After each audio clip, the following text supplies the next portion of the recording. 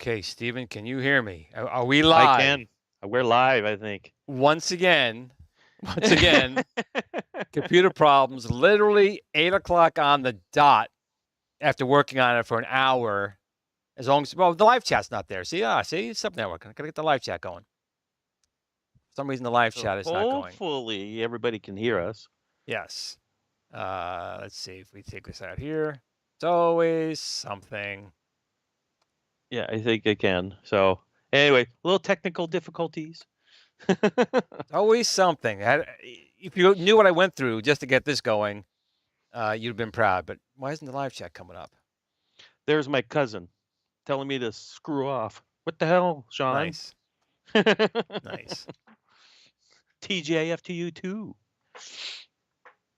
Mr. Live Chat, why are you not coming while up? Glenn is fixing that, I'm going to tell everyone what tonight's subject matter is. Tonight's subject matter will be a little discussion about the Mandalorian to see if we hated it, loved it, whatever. And you guys could chime in.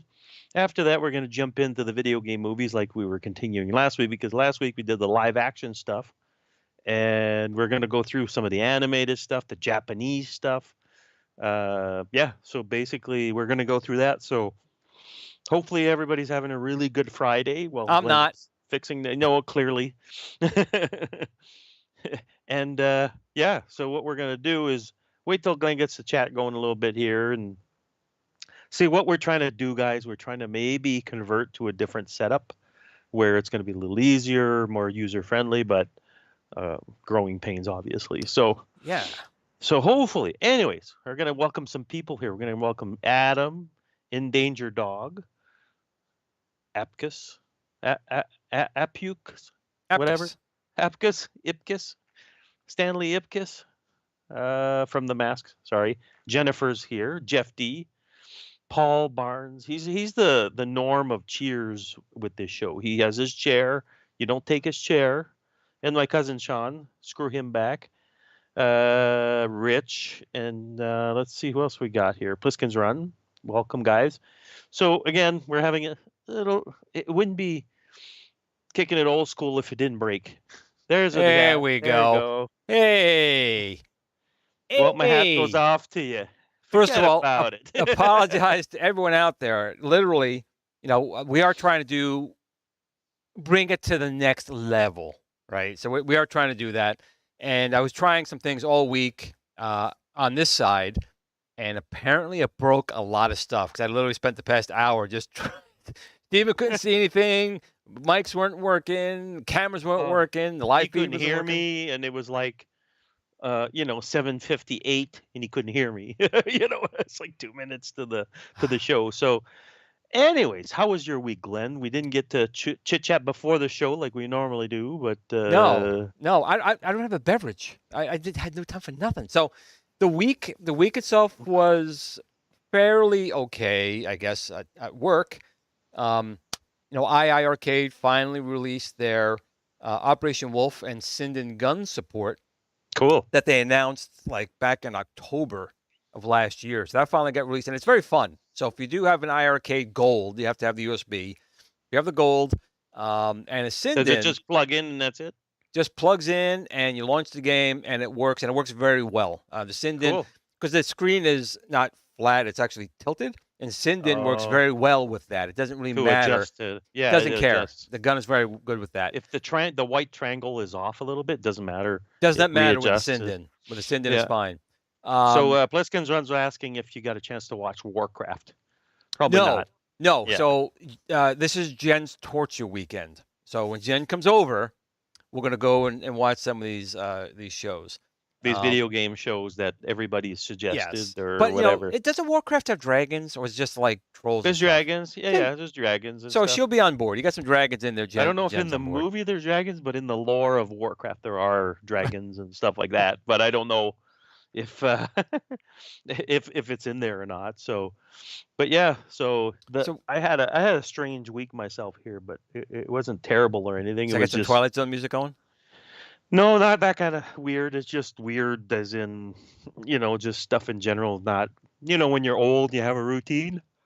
Yes. And I'm yawning on a Friday night again. That's basically what it is that the routine was off a bit this week. So it's like, okay, sure. So the final episode of The Mandalorian aired on Wednesday. It did. I watched it. You must have watched it. I've watched it 3 times already. I actually was Three on. times? Yeah, I was actually on. If people haven't seen, I was on Console Kits and K19 Fox's show where they talk about it last night. Yeah. And the one thing that just bugs me about it is, well, there's 2 things that really bug me about it. One is that was only 30 minutes. It's only 8 episodes. You could have made that last episode more than 30 minutes. Now, with that being said, as you've seen it, it was very action packed, but they shoved too much in because they wasted episodes. There's only 8 episodes, so those dumb filler episodes did not need to be there. If you have 23, 22, 24 episodes a season, you want to put in a stupid filler episode, that's great. You can put those flashback episodes that they used to do in the 80s every time. They'd kill off an episode and just put clips from all the previous episodes. Right. Which I thought was stupid, but whatever. Right. So for me, I did like it overall, but I felt like they threw way too much in at once, and there were threads that like weren't really talked about, and then in your face and wrapped up. Like everything was wrapped up to the point where they went. And that's how it ended. Yeah, yes and no. They left a few cliffhangers there. Did they? Yeah, they did. Think about it. Think about it for a minute. So I saw the episode. I don't know how I feel about it yet because you seem to have strong opinions, and that's cool. You know how I get when I got strong opinions. Yeah, can't shut them up. No, but basically, they showed that Moff Gideon was cloned to death, essentially. Yes. And I don't think the guy at the end. For those of you that didn't watch it, too bad, because you should have been watching it. You leave the room, guys, if you haven't. I can tell you right now that was not him. That was not him. That was not him. I can tell you too. The other thing that kind of blew my mind a little bit is the Darksaber got crushed, and I'm like, okay. I'm sure they're gonna fix it somehow. But the Kyber crystal, I'm sure, is fine. I don't know if there is a Kyber crystal. Nobody knows what's in there. That's the thing. Okay. From what I understand, people can correct this in the chat if you know. But from what I understand, the dark saber is not made like a traditional lightsaber. There's shit in there that stops a lightsaber, but that's nobody really knows And the what dark it's made of. saber is That's like old. 1,000 years old, right? It's It's an really old. old, yeah. And whoever wields it rules Mandalore, blah blah blah, all that stuff. That's why I So don't mind it not being there, because they were all trying to get rid of all these symbols and stereotypes and try to start a new civilization. yeah, So I think that by that not being there is actually a good thing. the dark saber, you mean? Sort of Yes. that old, we'll call it relic, Correct, like me. whatever. Yeah. Like us, old relics. Right. So the fight and all that stuff was cool. I thought that the Grogu scene was interesting, that you could see him use the Force to save the day, which I thought But was they got to fix. I mean, he seems overly puppety. OP. Yeah, OP. he's a puppet, and Overpowered. he's up there going, and he's hopping around like a damn puppet. I get it. Yeah. But with CGI and everything else they're doing, I understand practical effects. But in scenes like that, like when he's walking, you see his feet go. It's yeah. They could do that a bit better, I'm guessing. But in the end, Pliskin's run. No. Oh yeah, he's pressing the button. I remember that. No, and then he grabs or whatever. I thought the whole thing with him and that little IG, what is it? IG. There was 11. It was IG-11 on this one. In parts, I thought that was kind of cool having him in there to do that. Overall, I thought the episode was good. Now the whole overall season, I thought was a little. It was not a good season. It was not a good season. Let's just say it didn't follow anything that much. If they were setting up something bigger, great, but I'm not seeing that bigger picture right now. Like, I'm not sure they're rebuilding Mandalore. Yes, Moff Gideon's the Terminator or the bad guy that never goes away and he clones himself to death. He's kind of like, what I wish they would have done in this episode or whatever, that you'd see, if they're not going to erase the sequel trilogies, at least tell us who damn Snoke was or how he became or something in there, at least, you know what I mean? But no, we didn't see that. It's Moff Gideon and whatever. and our friend Grogu has a new name now. He does. Grogu. Yeah. So I think it's cool in the end. And I'm anxious to see Ahsoka, I think, more than anything else at this point, because I know that Dave Filoni and Favreau have their claws in that. That's their next step. Right. So anyways, I don't know. I enjoyed The Mandalorian, but you know what I expected to see? Another Luke Skywalker surprise. I was hoping not to see Luke again, but just something of that weight, if you will. And then it wasn't there, and I was like, well, okay, sure. It was. I guess they had to live up to that previous season finale. You know what I mean? It was like, oh, nothing's happened, right? It's gonna be hard to live up to that one, to be honest. Oh, dude, I saw that and I was almost crying. I was like, this is beautiful. And I knew it was him right away, right? So once you saw the green lightsaber, you knew. I'm sorry, go ahead. Pliskin's Runs put in the chat to wonder when he's going to get his helmet, a little Mandalorian suit, Well, that was the thing, too. He got armor. He has armor under there. So I was kind of hoping, he's a kid, maybe he would get hit or shot and didn't think he got shot, and you pull it open to see that he got some armor. It was made. Yeah. No, I agree. And yes, Epcus is better than Book of Boba Fett by a long shot. You won't get arguments out of me and Glenn out of that one. Not at all. Book of Boba Fett was a rough ride. Let's just say that. So Ahsoka's coming out when? I want to say June or July. Really? Before summer? Cool. I think so. It's hard to say because things constantly get pushed around. You guys know, tell us in the chat. Tell us in the chat if you know when Ahsoka's supposed to premiere, because I have no idea. I don't even know if in August. Devil Waldo says it's August. August, okay. We'll buy that, sure. I'm hoping that they'll do it right. I'm a big fan of Rebels.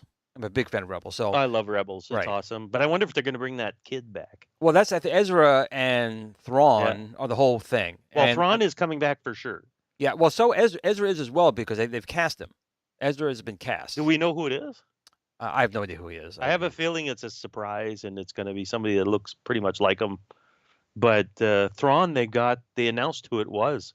The dude looks exactly like him. Right. Milkinson or something like that is his last name. Milk of magnesia. What? A milk of magnesia. Yeah. Anyways, the dude, even without the makeup, he looks like you could just picture him being blue and red eyes and scary as hell. Talking about Thrawn. I thought not Thrawn, Ezra. Admiral Thrawn. Yeah. Okay. Yeah. Well, see, as long as they do him right, like the Grand Inquisitor, they kind of foobarred him a little bit in the Obi-Wan series. Now, they fixed it. You know, people after the fact fixed it. Yeah. But man, they really messed it up beforehand. Let me see who's going to be playing him there. Lars Mikkelsen. Mikkelsen. He's I think he's a Danish actor. Okay. He was in House of Cards, and if you see this guy's picture, right, you'll be like, "Holy crap!" And apparently, he's the guy that I put it up in the chat. He's going to be the guy doing that, and he voiced him in Rebels too, apparently. So the guy's going to sound just like him, kind of like what's her face, Bo-Katan. It's the same actress. You know? So the person who's playing him in the animated show, it's the same guy, you're saying? Apparently so, yeah. Okay. Apparently in the animated thing is this Lars guy who did the voice. Yeah. So it's like, wow, okay, cool. So that's the Lars guy. So that's pretty cool. So I'm looking forward to Ahsoka. I really like that character. I think it's pretty awesome. So I did. I didn't care for Ahsoka in the beginning, but as Clone Wars went on, I did like her, and I absolutely loved her in Rebels, especially. You know, she was. Oh yeah. You know, she's not a Jedi. She's not independent. She's she like walks the the fence. gray. She really does. And the best line. She'll be nice and she'll be pissed off. It's all good. Her lightsabers are white for that reason, apparently. So yep. The best line was against Vader when she's like, "I'm going to avenge my Luke's death." Not Luke's. Anakin's death. He's like, "Well, you know, revenge is not the Jedi way." And he's like, "I'm no Jedi." And I was like, "Oh, what?" Oh, snap. Yeah.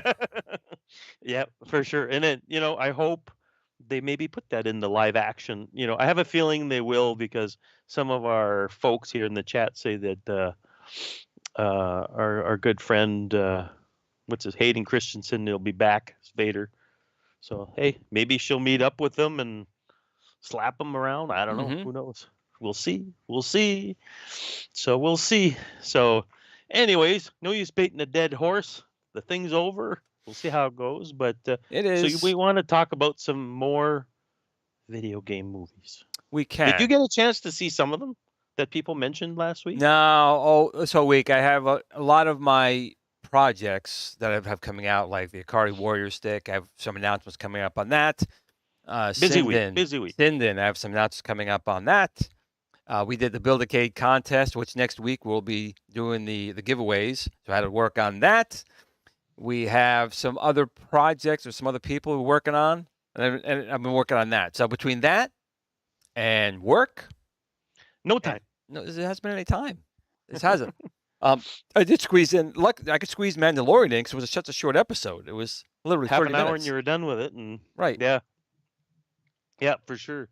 So the big takeaway, we had a few people. So what was the big movie last week that most people, what was the unanimous said, hey, that's the better one? I think Mortal Kombat was in there, and there was a few there, a little handful of must-sees if you're going to go in the 80s or any video game movie.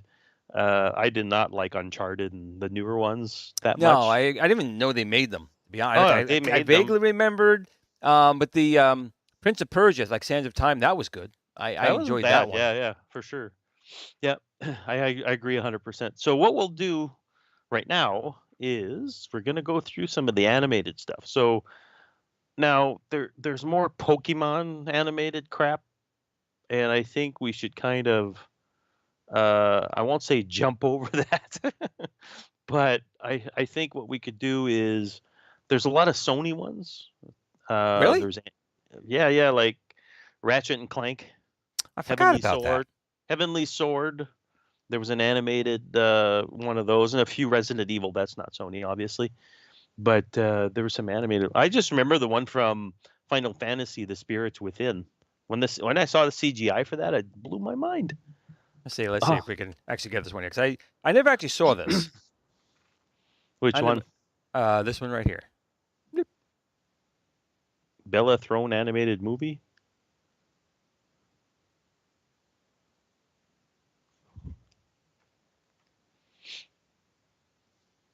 I've actually never played the game. What is it, Ratchet and Clank? Ratchet and Clank. I never played the game, so I have. Is this cool. worthy of a watch? It's very annoying, but it's good for kids. The game is fun to play, but to watch a movie about it, I did not enjoy it. It was a lot of the humor, but it was like one thing after the next. So my kids watched it. They didn't even like it because they didn't even play the game that much. So, but this one on the PlayStation, Ratchet and Clank was a really great good game. It's a great game. Okay. Oh yeah, it's a great game. So they made a movie, and the movie was a stinker. Yeah, it's just. I guess they thought the humor would. I don't know. Yeah, I didn't like it, but maybe some people in the chat liked it. I don't know. It's is our chat dead? I don't think so. It stopped at Dan Z, or nobody's talking. It could be. They're in shock. There are still some issues here on this end, so it's possible that. But no, this is the chat. Okay, here we go. Pliskin's run. Yeah, like Pliskin wouldn't even watch this. He wouldn't watch this. So then, so I'm gonna pause it right there. He even covered his eyes. He doesn't want to see it either. So the big one I think most people saw was the Angry Birds movie. Oh, that was horrible. Oh, it was terrible. But I think a lot of people, you know what I mean? I think in the end, I didn't even like it. I was like, why would you make a movie out of Angry Birds, really? And I think Angry Birds is a dead license now. Like nobody wants to touch it with a 10-foot Sega pole. just bought it for $1 billion. Sega bought the Angry Birds franchise, the Revo, whatever the company is. They just spent $1 billion buying them. And Sega's got $1 billion? Apparently. Somewhere they found it under a mattress, I guess.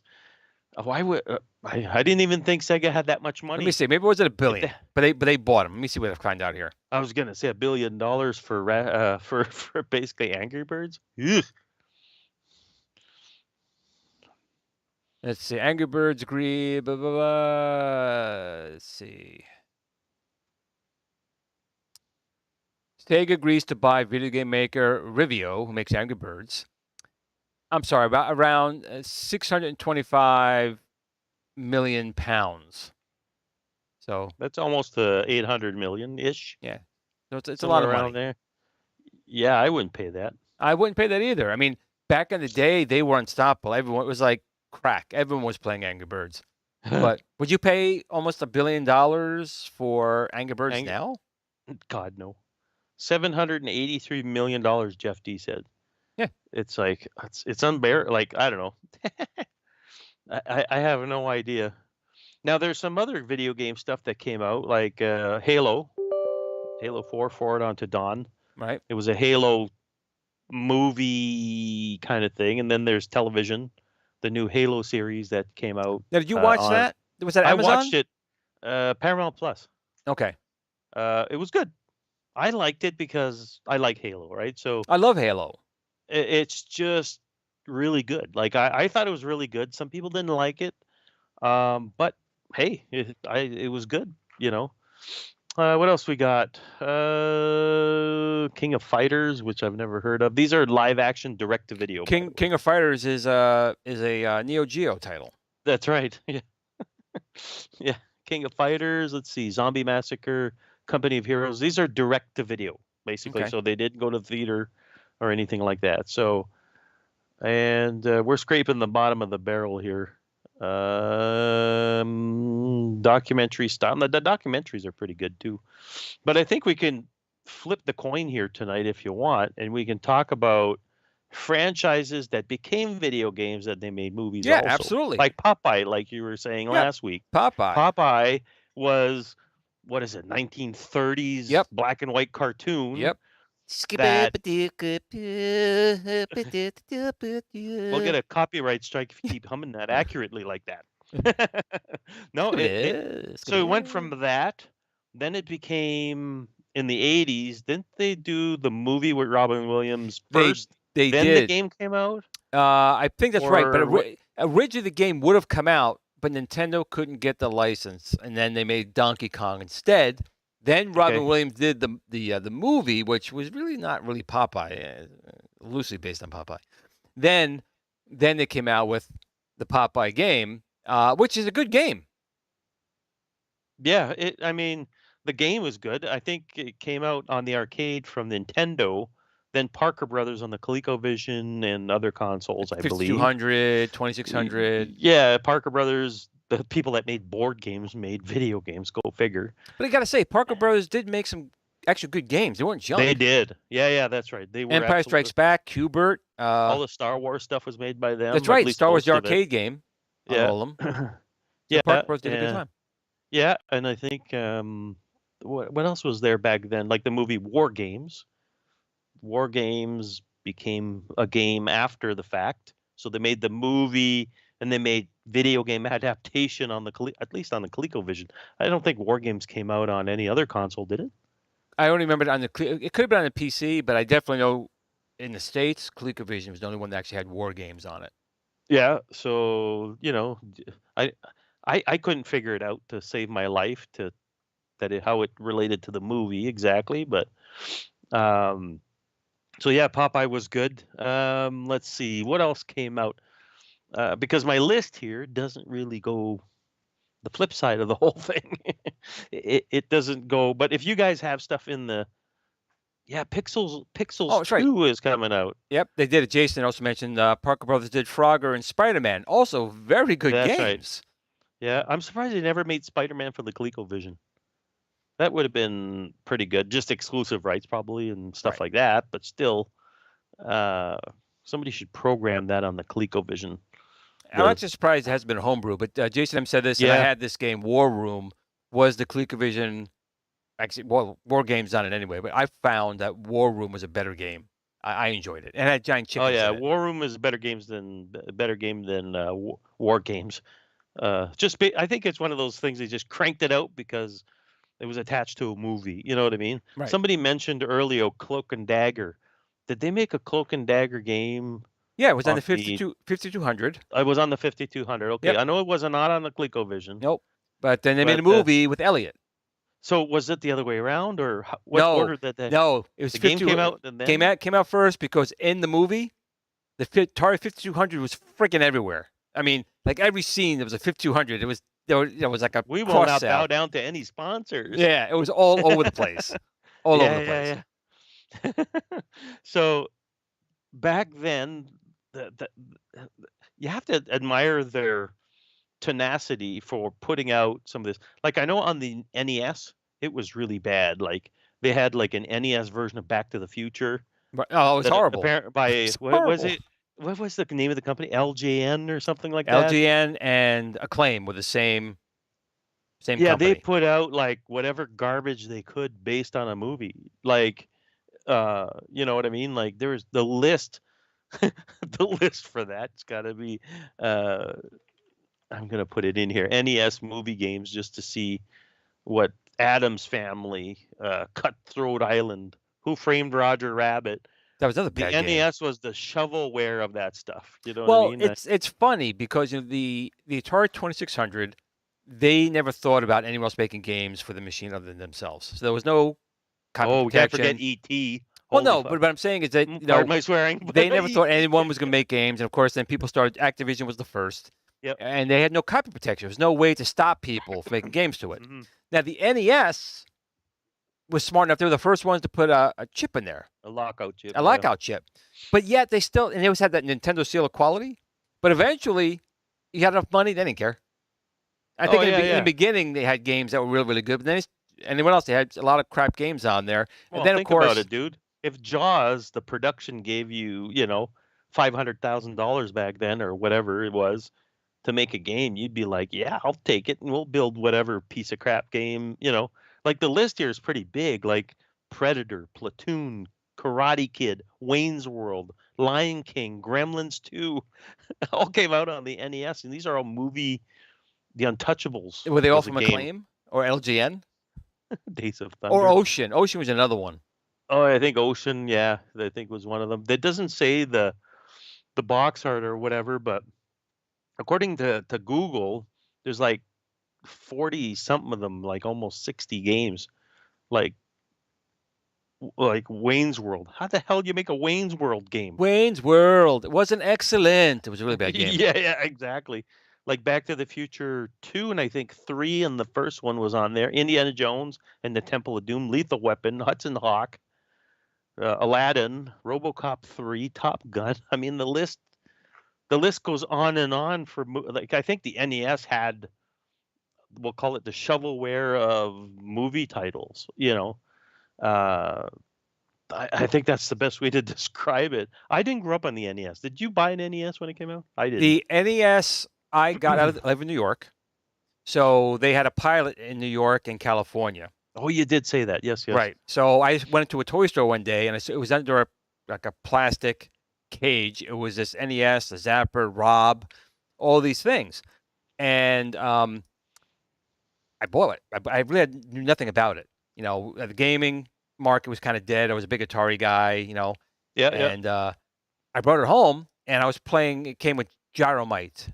It came with Gyromite and Duck Hunt. There were 2 games that were included. Okay, yeah. And I went nuts. The sound was great. I was kind of blown away with the NES at the time. Yeah. No idea it was going to take off like it did. But yeah. It was a leap forward for sure, as far as what was out there at the time. What was it? The last Atari, the 7800 before the NES? Yep, I actually bought the NES because the 7800 was supposed to be out a year and a half before, but they shelved it. And then once the NES started taking off, then Atari says, you know what? Hey, we can release it. We have a console. We can release it. And so then I got the 7800. And actually, I liked it more because the games are like $12. Asteroids, Robotron 2084. They were all very inexpensive compared to the NES, which was a lot more at the time. And the games were fun in the 7800. The problem was, and graphically, it was superior. The problem was they kept the 2600 sound chip, and my God, look, I finally fixed it. Yay, we finally have our chat window back. Chat thing. I've worked on it this whole time. What a mess. So Jason M said the last Atari, yes, it is the Jaguar. What I meant is prior to the NES at that junction.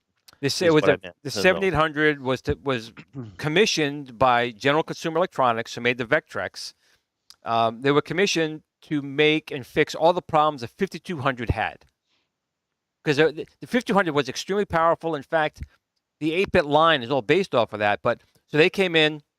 First thing they did was make sure it was backward compatible built in. Because Coleco kind of did a wraparound on Atari with the ColecoVision Expansion Module 1 being able to play. Yeah. And Atari couldn't really do anything about it except that TIA chip, the television interface adapter.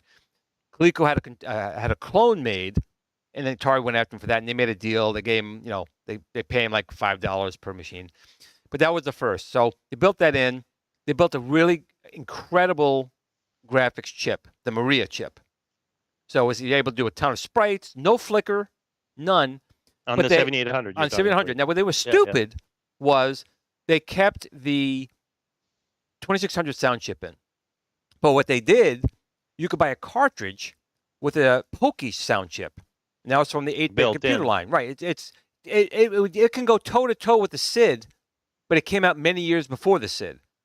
But instead of building it in, you put in cartridges, and only like 2 cartridges, Commando and Ball Blazer, actually had it. Really? So that was the dumb part. And the joysticks were horrid. They were probably the worst joysticks on the planet. So Jason M is right. The SID is remarkable. Oh yeah, it's an amazing chip. But the Pokey chip came out, I think I want to say 4.5 years before SID, and I would put it up against Battle to Battle. There were different. They sound different, but I think as far as the technology and what they could do, right? Yeah. Atari, you got to remember, Atari back in the early '80s was a billion-dollar company. They were making their own chips after a while. Right. They had money hand over fist.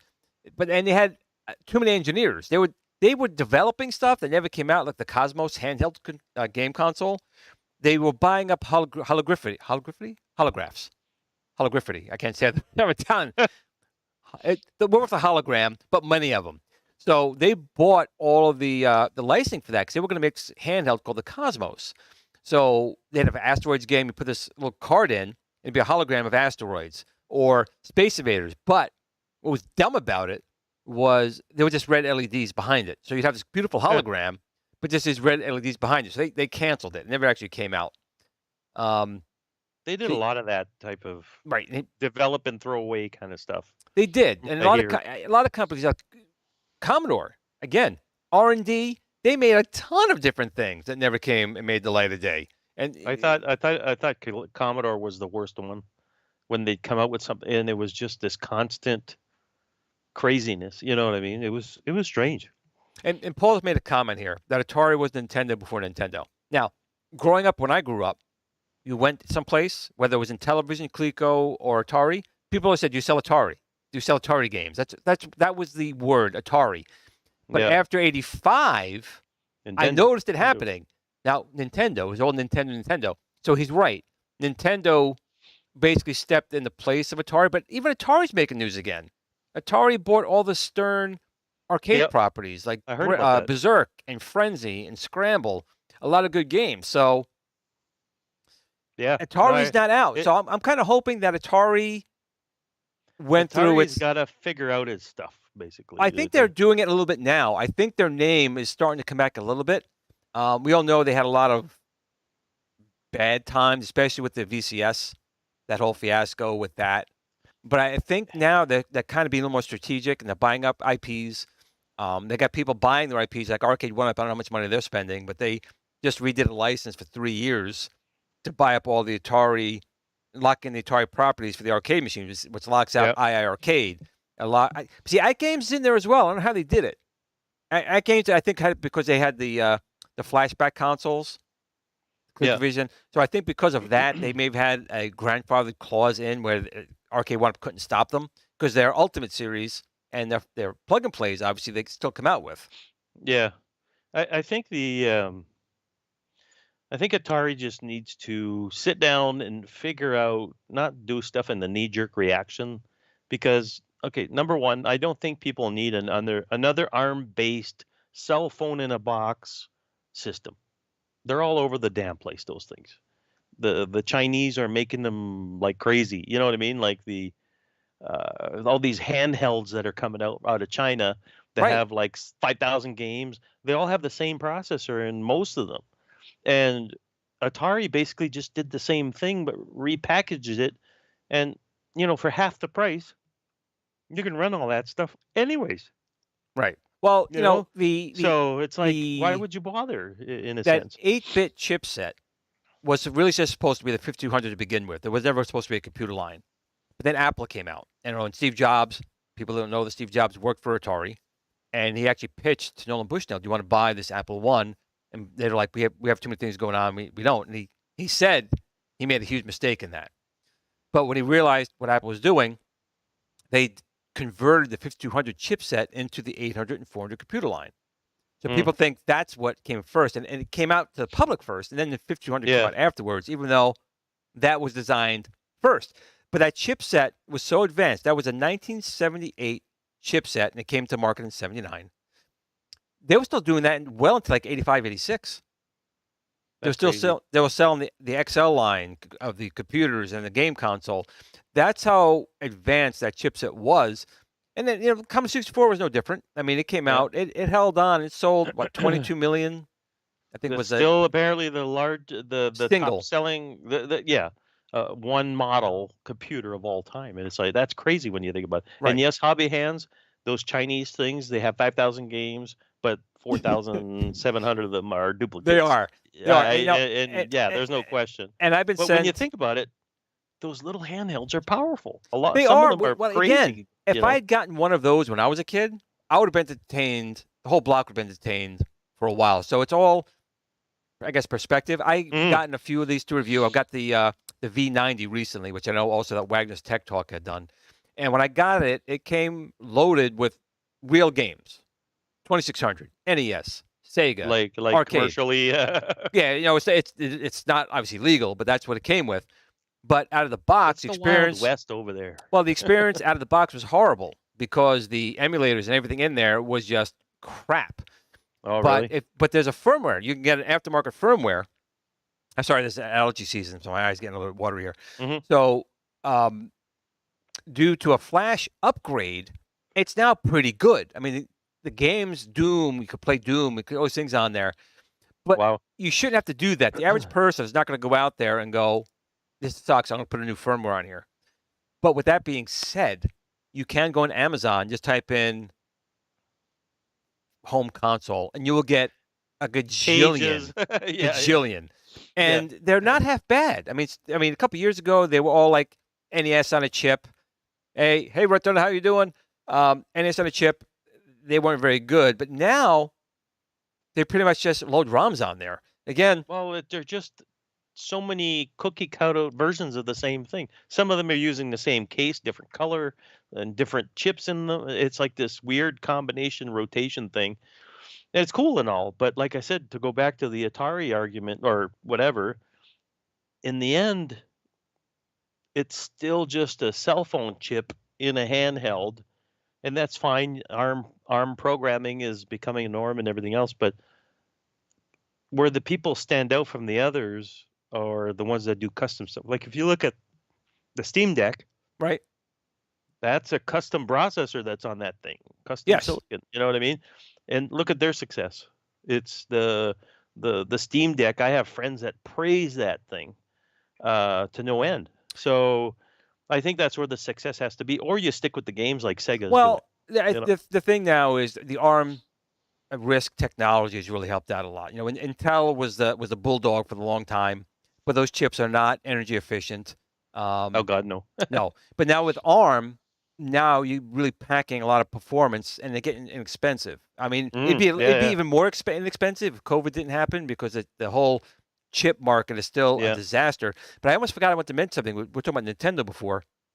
Now, a few years ago, maybe like 4 or 5 years ago, if you were a YouTuber and you had an NES game or NES soundtrack, or you talked to Nintendo, they would sick the lawyers after you and demand that they could get residuals from your video. And if you didn't do that, they were going to sue you. So basically, I didn't do that. I refused. I would not do it. But some other people did. You know, they did a lot of NES content. So where I'm going with this is, and a few years ago with the Switch, someone hacked it. Oh yeah. And they made a kit, and apparently Nintendo sued the bejesus out of this guy, where he's got to pay back so much money. Executor.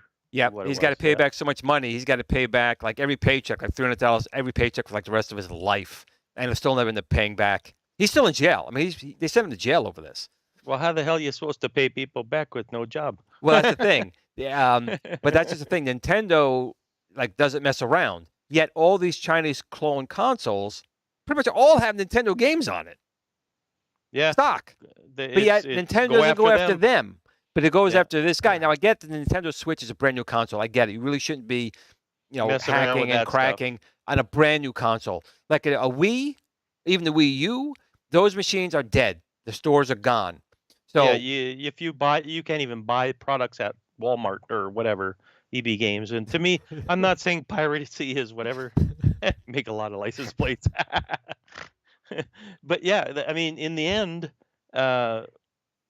my belief is this: if you can't buy that stuff at the store anymore, I think it's open game. Well, I think that's what it is. Like, you can look up like abandonware, DOS abandonware. There's exactly a billion jillion great computer games that are under abandonware. Now, is it really legal to get them?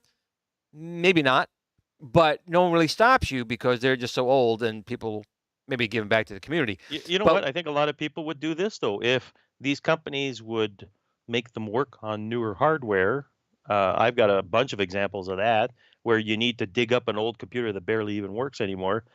And if they would re-release it in its original state, we'll call it, I think people buy it again.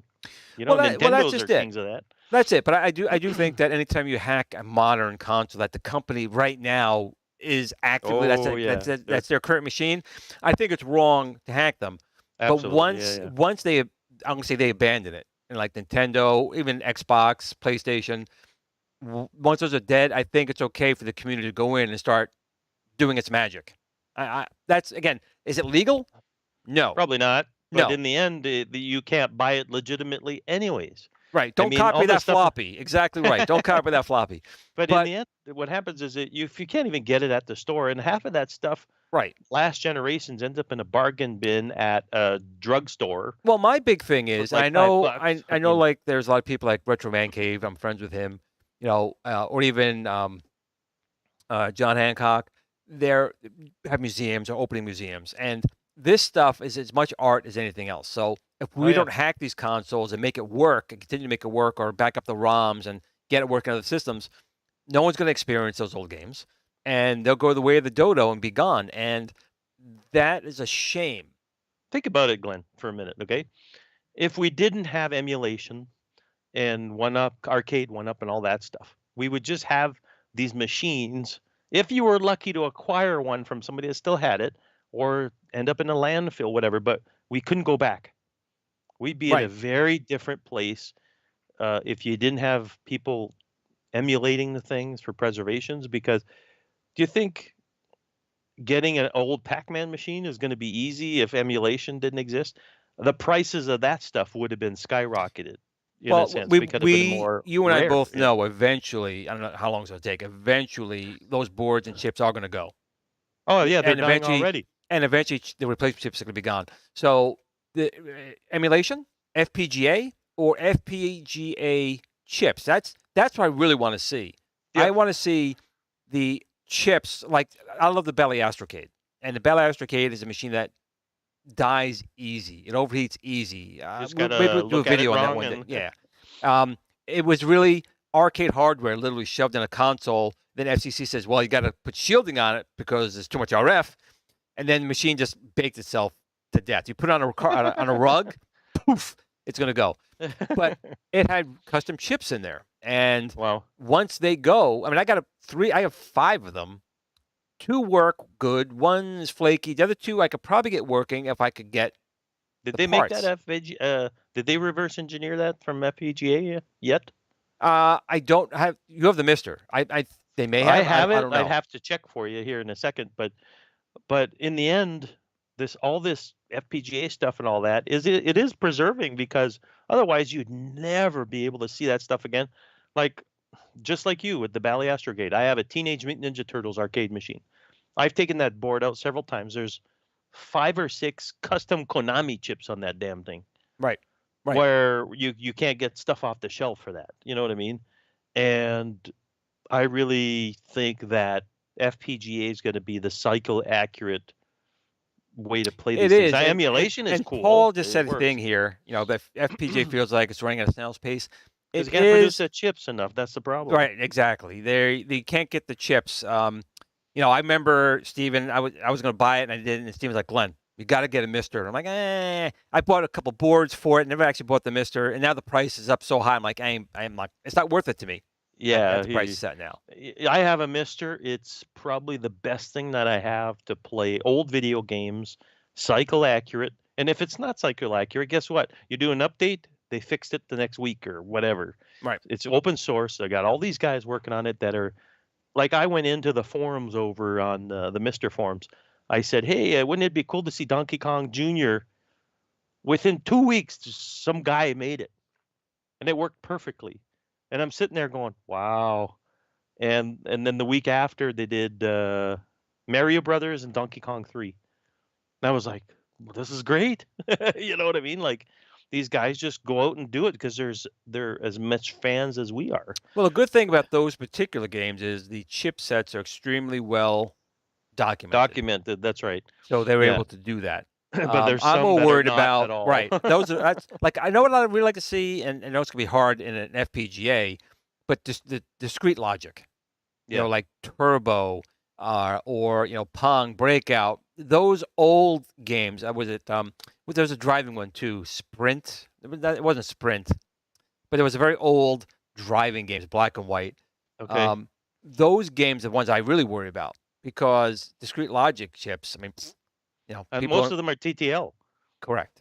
They're not digital circuitry. They're right, analog. analog, basically. And Right, and it it's a very works. different gameplay with it. I mean, when you Oh, yeah. play like a Breakout or a Pong on a computer today, if you never played the other, it's just not smooth. It's like listening to a vacuum tube radio and then a modern digital radio. There's a warmth to the Breakout, the way the paddle turns and Yeah, the way it I goes on the agree. screen when it's an analog signal. There's a So tactile difference. there is. basically. There is. I'm even been talking to my team. I think it may be a good idea if we can like release those type of kits, like release a kit you can build like a Build-A-Cade, but you using TTL and recreate. Did you know Those. that there's a Commodore 64 that they have vacuum tubes in there to do the sound for the SID chip? Yes, but I I've was seen like, people, oh my God. but I've seen people review that, and it's supposed to increase the fidelity, but everyone says they can't hear the difference. It doesn't make it sound worse, but and it's expensive. I think it's a cool thing. That's all it is. It is, and it's expensive. It's expensive, but it's like showing up at your high school with a Ferrari. It's cool, but you're still a dork, right? You know what I mean? Yes, but I do like those type of things, and for me, I just worry about that. When companies like Nintendo, I got to say, I understand protecting their current console, but I don't know if suing the guy to the Stone Age I think they really used them as an example. Of course they did. Of course they did. Maybe the guy was not a nice guy. No, maybe he gave them the middle finger 100 times. They didn't like that. I agree, but the simple fact is, you go on Amazon right now. There's 100,000 people selling their stuff right now.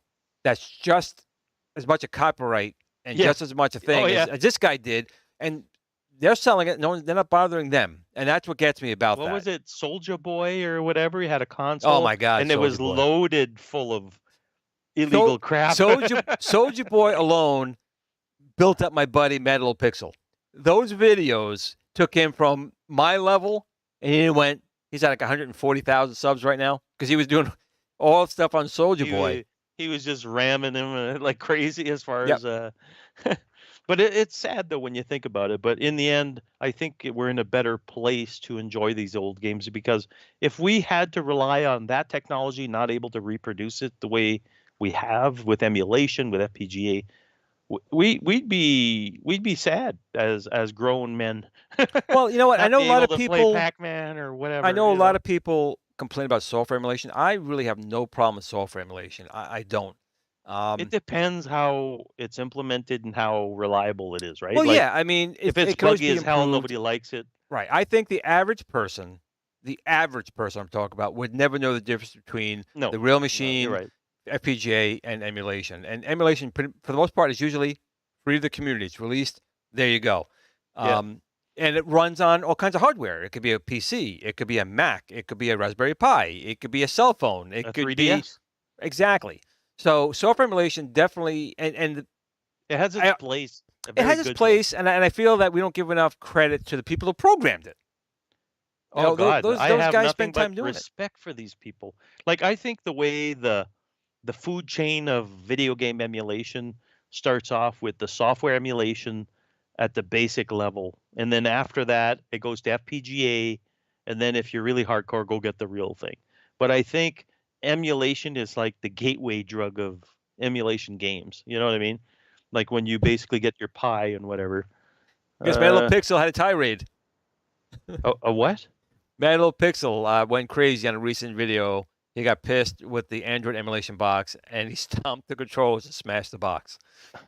Well, that's all they're good for, a lot of that stuff anyway. So you buy them for like $3, and what else are you going to do with it, right? That's the thing, too. Like, cheap.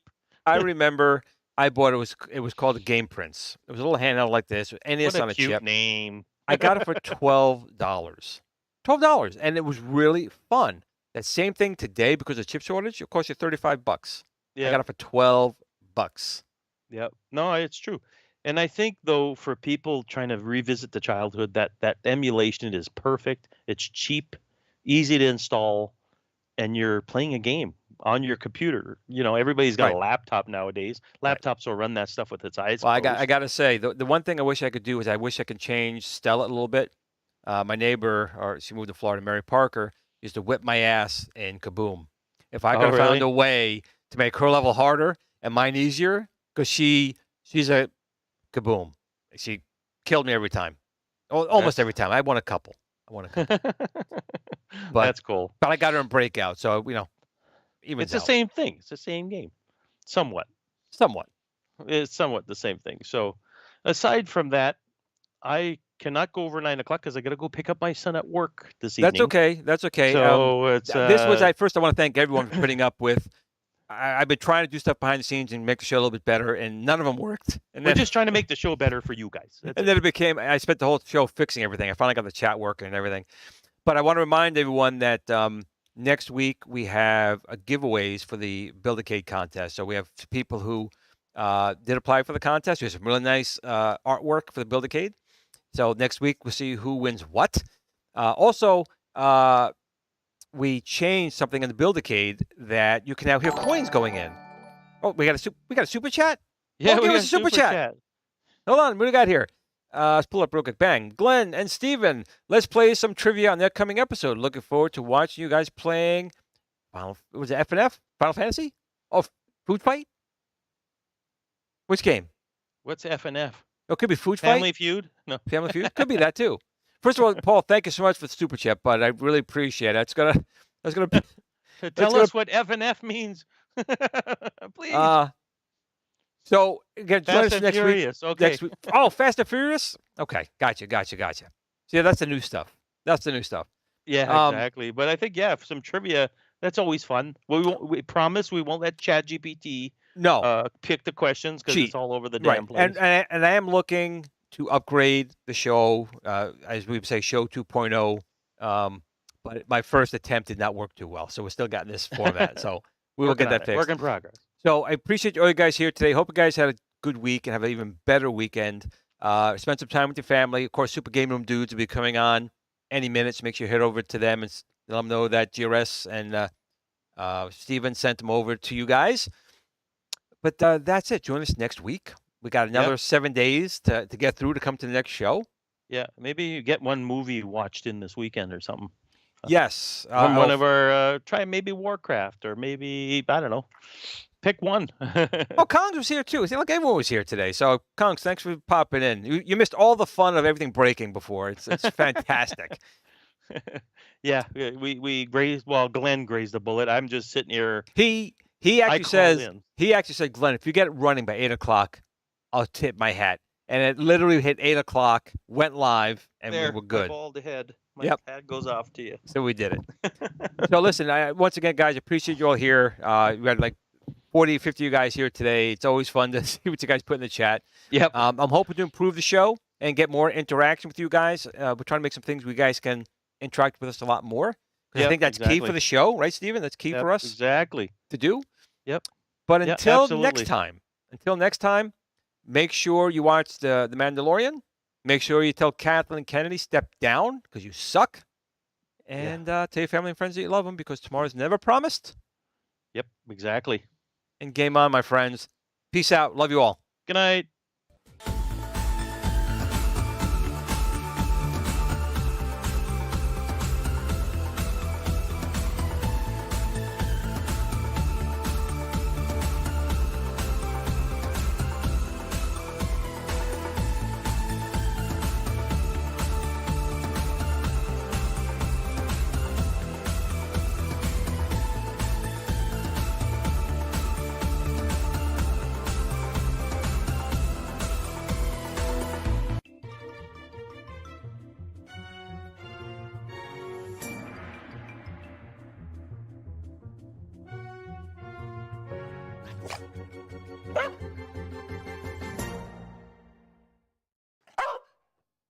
Game on.